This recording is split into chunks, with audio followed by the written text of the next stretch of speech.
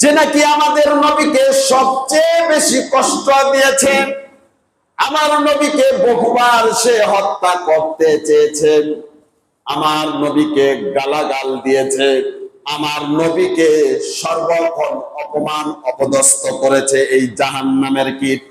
একটিবার সে আবু জাহেলকে দেখায় দেন, একটিবার সে আবু জাহেলকে দেখায় দেন।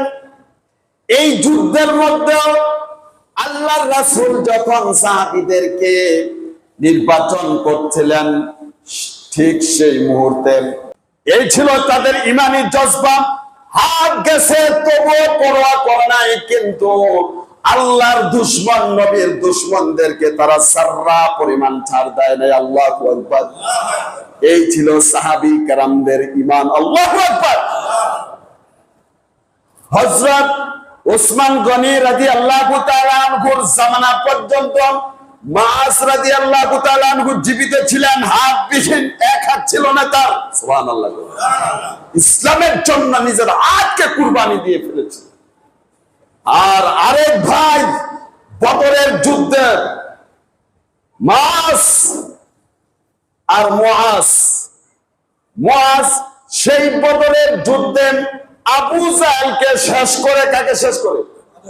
আবু জাহেলকে শেষ করে বাকি কাফেরদের বিরুদ্ধে তীব্র আকারে তিনি যুদ্ধ করতে করতে বদরের যুদ্ধে সেই ভাই শহীদ হয়ে যায়। শাহাদাতের পেয়ালা পান করে আল্লাহ জান্নাতে চলে গেল। এই বদরের যুদ্ধের মধ্যে আল্লাহ রাব্বুল আলামিন মুসলমানদেরকে বিজয় দান করলেন। সুবহানাল্লাহ।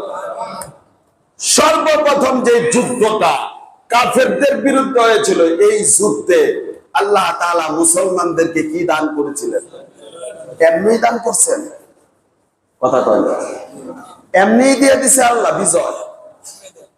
ইসলামের জন্য জীবন দেওয়ার জন্য সাহাবী কেরাম প্রস্তুত ছিলেন সর্বদা।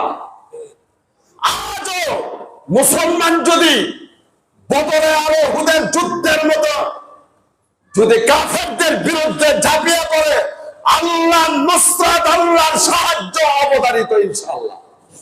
কিন্তু সেই হিম্মত আমাদের মাঝে এখন আর নাই। আছে?